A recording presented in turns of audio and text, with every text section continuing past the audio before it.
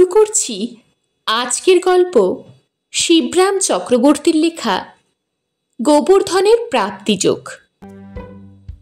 কি যেন কাজে ভাইকে লেজে বেঁধে হর্ষবর্ধনকে যেতে হয়েছিল হাওড়া স্টেশনে। যেতেই এবার নোটিশটা নজরে পড়ল তার। এর আগে পড়েনি আর কখনো। দেখ দেখ, দেখেছিস? নোটিশ বোর্ডটার দিকে গোবরার চোখে আঙ্গুল দিয়ে দেখান। ওরে দেখ, বিজ্ঞাপন তো। গোবরার মুখ বিকৃতি দেখা যায়। পড়বার কি আছে? অনেক কিছু। স্কুলের লেখাপড়ায় কি আর শেখায়? দুনিয়ার হালচাল জানা যায় কিছু? কিচ্ছু না। যা কিছু শেখার এইসব বিজ্ঞাপন দেখেই। এর থেকেই শেখা যায়, জানিস? তুমি দেখো দাদা, তুমিই শেখো। তুমি শিখলেই হবে। বিজ্ঞাপন সহ বিজ্ঞ আপন দাদাকেও যেন এক ফুয়ে উড়িয়ে দিতে চায়। কাল ওটা না দেখেই যা শিক্ষালাভ হয়েছে আমার, বলেই তিনি ফোঁস করে নিঃশ্বাস ফেলেন। আগে দেখলে কাজে দিত, এখন খালি হা হুতাশ করা। কথাটা হেয়ালির মতন লাগে যেন গোবরার। কি হয়েছিল কালকে? সে জানতে চায়। আমাদের ঠাকুরমশাই দেশে গেলেন না কাল, তার টিকিট কাটতে গিয়েছিলাম শিয়ালদায়। তখন যদি সামনের ওই বিজ্ঞাপনটা আমার চোখে পড়তো। তুমি অবাক করলে দাদা। শিয়ালদায় গিয়ে তুমি হাওড়ার বিজ্ঞাপন দেখতে চাও? যতই তোমার দূরদৃষ্টি থাক না কেন, তা কি কখনো হতে পারে? দাদার ইতিহাস আর ভূগোলে গোলমাল হয়ে যাচ্ছে, সেটা সে না দেখিয়ে পারে না। সেই তো দূরদৃষ্টি আমার। তবে আর বলছি কি, বলে তিনি গতকালের বৃত্তান্তটা বিশদ করেন। সেখানেও টিকিট ঘরের সামনে ঠিক এই রকম ভিড়, এখানকার মতোই লম্বা লাইন। তিনি সেই কিউয়ের ভিড়ে গিয়ে ভিড়ছেন।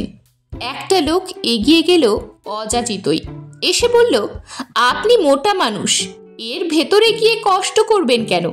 আমায় দিন, আমি আপনার টিকিট কেটে দিচ্ছি। নিজের টিকিট তো কাটতেই হবে আমাকে, যেতেই হবে ওর মধ্যে। তিনি তার হাতে টিকিটের টাকাটা দিয়েছেন, তারপরে কড়া নজর রেখেছেন তার উপরে। লোকটা ধীরে ধীরে এগুতে থাকে। কিউয়ের লেজ ছড়িয়ে গেছে অনেক দূর। সেই লেজ ধরে এগিয়ে চলেছে লোকটা। লাইনের লেজ মুড়ো দুদিকেই তার প্রখর দৃষ্টি ছিল, কিন্তু মধ্যে লেজ খেলে কোথায় যে লোপাট হলো তার পাত্তা পাওয়া চকিতের গেল না। নিমেষে হাওয়া। এই বলে দাদা আবার সেই বিজ্ঞাপনটার উপর নজর দেন। সেখানে স্পষ্টাক্ষরে লেখা জলজল করছে এখনো, চোর জুয়াচোর পকেটমার নিকটেই রহিয়াছে, সাবধান। তারপর তার সন্দিগ্ধ দৃষ্টিটা ভাইয়ের উপর টেনে আনেন। এর মানে বুঝলি এবার? বুঝলাম, কিন্তু তাই বলে তুমি অমন করে সন্দেহ ভরে আমার দিকে তাকাচ্ছ যে? ফোঁস করে ওঠে সে। আমি তোমার নিকটেই আছি বটে, কিন্তু কোনো চোর ছ্যাচ্চর নই। স্পষ্ট করে কই। সে কথা আমি বলেছি। চোরামি ঠকামি করতে বুদ্ধি লাগে, সেই বুদ্ধি তোর ঘটে কই। আর সেজন্যেই আমার এত ভয়। এই শহরের চতুর্দিকেই যত বদলোক। হর্ষবর্ধনের বিস্তৃত বিবরণ। অলিতে গলিতে, পোস্ট অফিসে, স্টেশনে শহরটার হাড়ে হাড়ে বদমাইশি। পোস্ট অফিসে যাও, কেউ না কেউ গায়ে পড়ে তোমার মানি অর্ডার করে দিতে চাইবে। স্টেশনে গেলে তো কথাই নেই। সেখানে যত লোক টিকিট কেনার তালে ঘুরছে, তাদের বেশিরভাগই টিকিট কেনার পাত্র না। ওই রকম ভাব দেখাচ্ছে বটে, কিন্তু কেউ তার নিজের টিকিট কিনবে না। পরের টিকিট কিনে দেবার জন্যে ওত পেতে রয়েছে তারা। এক একটা আস্ত জোচ্চোর। তাদের একটাকে কাটলে দুখানা বদমায়েশ বেরোয়। এখানে যত ঘাঘি আর ঘুঘু আনাড়িদের শিকার করার ফিকিরে ঘুরছে।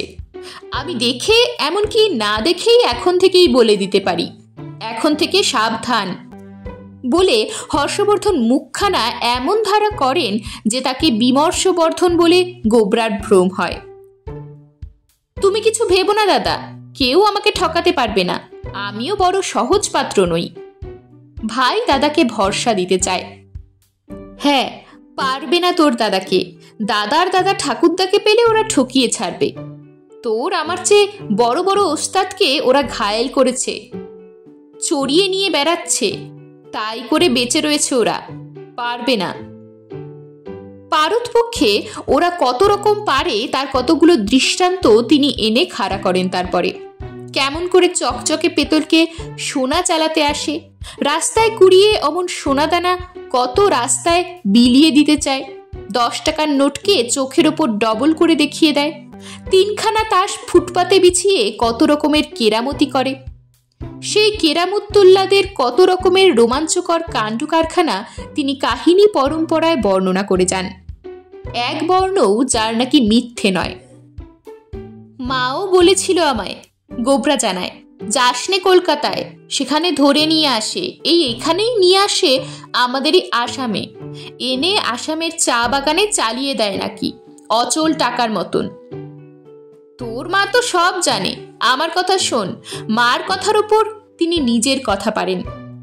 সে দিত আগে, চাটা খাইয়ে বাগিয়ে নিয়ে চা বাগানে চালান দিত বটে, তারপর চা বাগিচায় জন্মভর খাটো, খাও, চা বাগাও, খেটে মরো। সেসব ছিল আগে, কিন্তু এখনকার এসব দৈত্য নহে তেমন। এরা তাদের ওপরে যায়, এরা তোকে আস্ত গিলবে, আস্ত রেখেই বার করে দেবে, কিন্তু তুই ভেতরে ফোপড়া হয়ে যাবি, তোকে একেবারে অন্তঃসার শূন্য করে দেবে। গজভুক্ত কপিত্থ দেখেছিস? দেখিসনি? আমিও দেখিনি, তবে শুনেছি। গজরা আর বিদ্যা দিগ্গজরাই সে চিজ দেখেছে কেবল। সে ভারী ভয়ানক, দেখলে লোকে ভিড়মি খায়। এসব ঠিক জোচ্চররা তোকে সেই কপিত্থ করে দেবে, কপির চেয়েও তা খারাপ নাকি, তাই বানিয়ে দেবে তোকে। কোথাও তোকে চালান না দিয়েই তোর যা কিছু সব আমদানি করে নেবে, তুই টেটটিও পাবি না। যদি পাস তো পাবি অনেক পরে, কিন্তু তখন পেয়ে আর লাভ কি? দাদার মুখখানা এক গাদা প্রশ্নপত্র নিয়ে দেখা দেয়, যার কোনো সদুত্তর গোবর্ধনের জোগায় না। দাদার বলার পর থেকে দিনগুলো এমন ভয়ে ভয়ে কাটে যে রাস্তায় বেরুলে সে ভয়ে ভয়ে হাঁটে, দেখে দেখে পা ফেলে, কি জানি কোনো আধুনিক ঠগিকে ভুলে মারিয়ে বসে। চারধারে তাকিয়ে চলে ওই জাতীয় কিছু তার পিছু নিয়েছে কিনা। কারোর সঙ্গে একটা কথা কওয়ার তার সাহস হয় না। এমনকি পার্কে পার্কে যেসব প্রস্তর মূর্তিদের সাক্ষাৎ পায় তাদেরও যেন তার বিশ্বাস হয় না, তাদের কাছেও ফিসফিস করতে ভয় পায়। আর প্রতিদিন বাড়ি এলে দাদার কাছে তার নিরাপদ ভ্রমণ বৃত্তান্ত ব্যক্ত করতে হয়। ঠগ জোচ্চর দূরে থাক, পুলিশ পাহারাওয়ালাকে পর্যন্ত এড়িয়ে সন্দেহজনক সব কিছুর পাশ কাটিয়ে কেমন করে ফিরে এসেছে তার রোমাঞ্চকর ফিরিস্তি। ঠগদের ঠক্কর খাওয়া দূরে থাক, কারুকে একটুখানি ঠোকরাতে অবধি দেয়নি। কিন্তু একদিন ভারী গলে পড়ল গোবরা।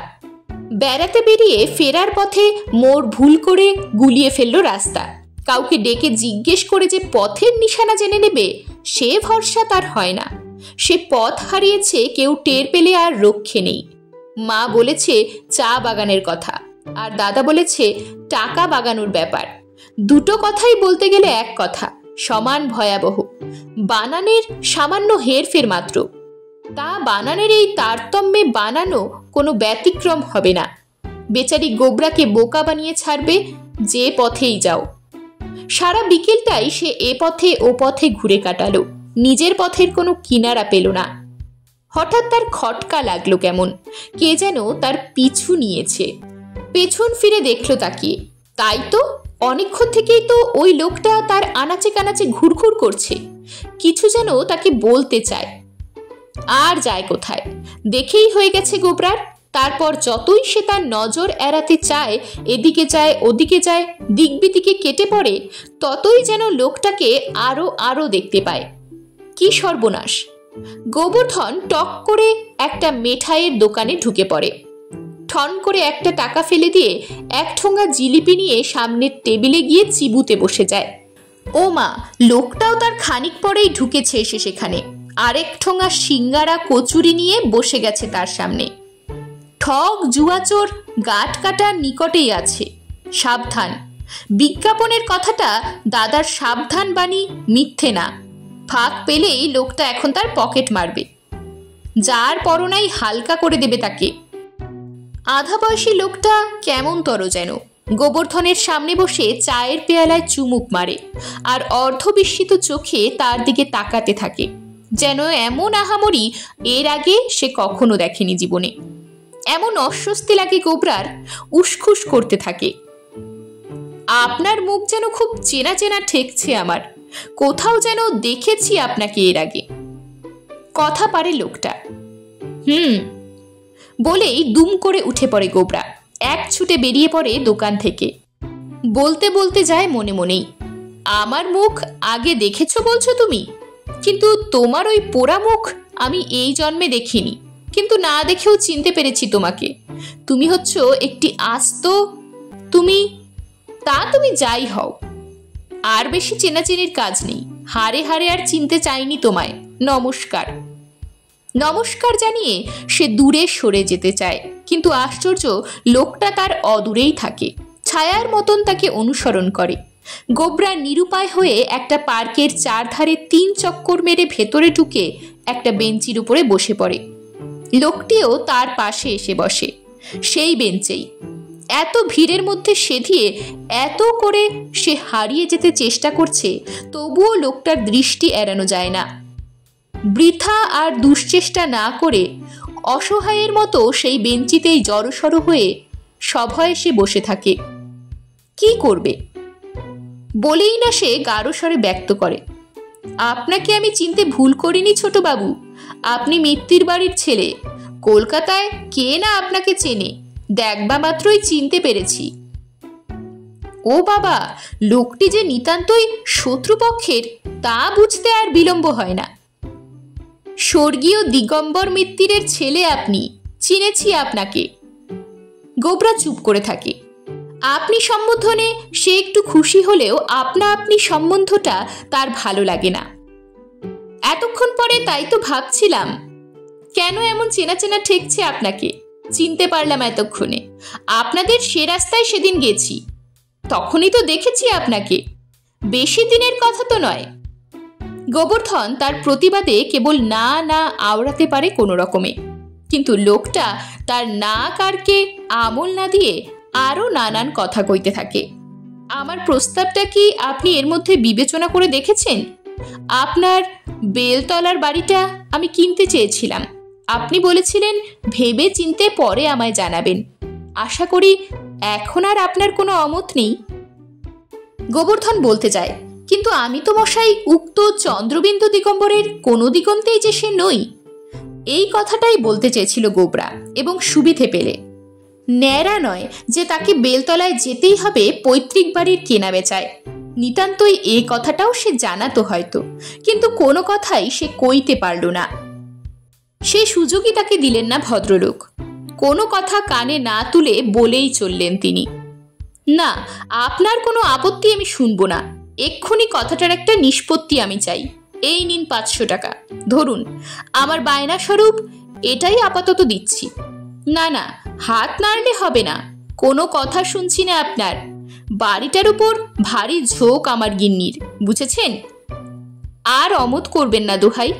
না হয় 1000 টাকাই বায়না নিন, তারপর দাম দর যা হয় বিক্রি করবার সময় চুকিয়ে দেব আপনাকে। এখন এই 1000 টাকা আমার কাছে আছে, দয়া করে টাকাটা নিন। কথাটা পাকাপাকি হয়ে যাক।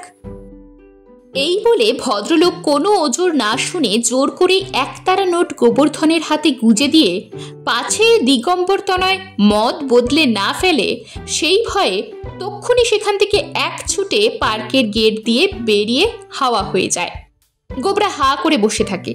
তারপর অন্যমনস্কের মতো চলতে চলতে একসময় নিজের বাড়ির দরজায় গিয়ে পৌঁছয়। হা করে বসেছিলেন হর্ষবর্ধনও, গোবরার প্রতীক্ষায়। হারিয়ে গেল নাকি ছেলেটা, নাকি কোনো ছেলে ধরার পাল্লায় পড়ে গেল? প্রায় ওকে খরচ লিখতেই যাচ্ছিল। এমন সময় ভাতৃবর এসে হাজির। কোথায় ছিলিস এতক্ষণ? একটু ব্যবসা বাণিজ্য করছিলাম দাদা। ব্যবসা বাণিজ্য? তোকে বারবার বারণ করে দিয়েছি না যে কোনো ধরিবাজের পাল্লায় পড়তে যাসনে? যত সব মোড়ল লোক ছেলে ছোকরা দেখলে ব্যবসা বাণিজ্যের নাম করে ফাঁদ পেতে ফাঁকি ফোকরা দিয়ে টাকা আদায় করে এখানে। শেয়ার বেচার কেরামতি দেখিয়ে লাটে তুলে দেয় কোম্পানি। পই পই করে বলিনি তোকে? সাত করে তুই তাদের খপ্পরে পড়তে গিয়েছিস। কত টাকা ঠকিয়ে নিল শুনি? কশো টাকা গচ্ছা গেল? গচ্ছা যায়নি তেমন, বরং কিছু গছিয়ে দিয়ে গেছে আমায়। ঠকিনি বিশেষ। তবে দাদা একটা কথা বলবো, ঠকার চেয়ে না ঠকানো বেশি শক্ত, এই জ্ঞান আমার হয়েছে। এইমাত্র আমি আমার বেলতলার বাড়িখানা বেচিনি ঠিক, এখনো বেচার বায়না বেশি নয়, এই 1000 খানেক নিয়ে এসেছি। এই দেখো। এই বলে ফ্যানের হাওয়ায় ঘরের ভেতরে নোটের ঝুড়ি সে ওড়ায়। শেষটায় তুই আমার ভাই হয়ে, স্বর্গত শ্রীমৎ পৌণ্ডবর্ধনের পুত্র হয়ে, বর্ধন বংশের সন্তান হয়ে তুই কিনা ঠকজোচ্চর হলি, লোক ঠকাতে শুরু করলি শেষটায়। ভুরি ভুরি নোট তার চোখের উপর উড়ি উড়ি, আর তার নিজের চোখ ভুরুর কড়ি কাঠে। একটা চোর, জুয়া চোর তার এত নিকটে, এমন কাছাকাছি, একেবারে বংশের মধ্যে এসে পড়বে, এ যেন তিনি ভাবতে পারেননি। সেই ধারণাতীত দৃশ্য অবধারণ করেই তিনি হিমশিম খান। আমি ঠকিয়েছি কিনা ঠিক বলতে পারি না, তবে আমি লোকটাকে না ঠকাতেই চেয়েছিলাম, যথেষ্ট চেষ্টা করেছিলাম দাদা। এমনকি এ কথাও বলেছিলাম, দিগম্বর মিত্তিরের কোনো পুরুষের আমি কেউ নই। কিন্তু লোকটা আমার কথায় কানই দিল না। কি করব? এরকমই আরো সব গল্প পেতে চ্যানেলটিকে সাবস্ক্রাইব করে দেবেন। আর গল্পটি যদি ভালো লেগে থাকে তাহলে লাইক, শেয়ার আর কমেন্ট করে দেবেন।